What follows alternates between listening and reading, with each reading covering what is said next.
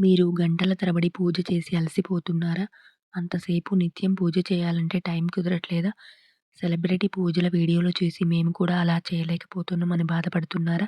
అయితే ఈ వీడియో మీకోసమే. పురాణాల ప్రకారం దేవుడికి ఆడంబరాల కంటే భక్తి చాలా ముఖ్యం. గంటల తరబడి పూజలు చేయలేకపోయినా కేవలం 5 సులభమైన దశలలో ప్రతిరోజు పూర్తి ఫలితాన్ని పొందవచ్చు. పురాణాల ప్రకారం అత్యంత సులభమైన నిత్య పూజా విధానం ఈరోజు మనం ఈ వీడియో ద్వారా చూద్దాం. ముందుగా ఉదయాన్నే స్నానం చేసి పూజా మందిరాన్ని శుభ్రం చేసుకోవాలి.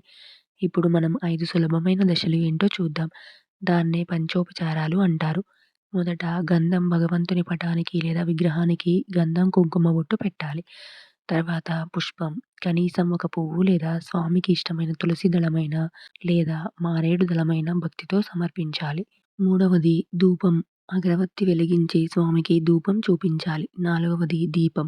ఆవు నెయ్యి లేదా నువ్వుల నూనెతో దీపారాధన చేయాలి. దీపం వెలిగించడం దైవ సాన్నిధ్యానికి సంకేతం.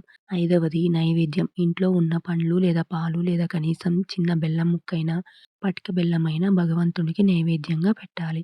ముఖ్యమైన పురాణ వాక్యం విందాం.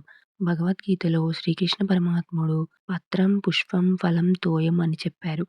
అంటే భక్తితో ఒక ఆకు, ఒక పువ్వు, ఒక పండు లేదా కనీసం గుక్కెడు నీళ్లు ఇచ్చినా తాను ఎంతో సంతోషంగా స్వీకరిస్తాను అని దీని అర్థం. చివరిగా 2 చేతులు జోడించి తెలిసి తెలియక పూజలో ఏమైనా తప్పులు జరిగితే క్షమించు స్వామి అని మనస్ఫూర్తిగా నమస్కారం చేసుకోవాలి. అంతే.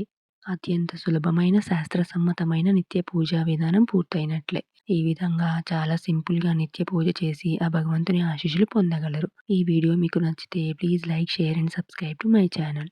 Thank you.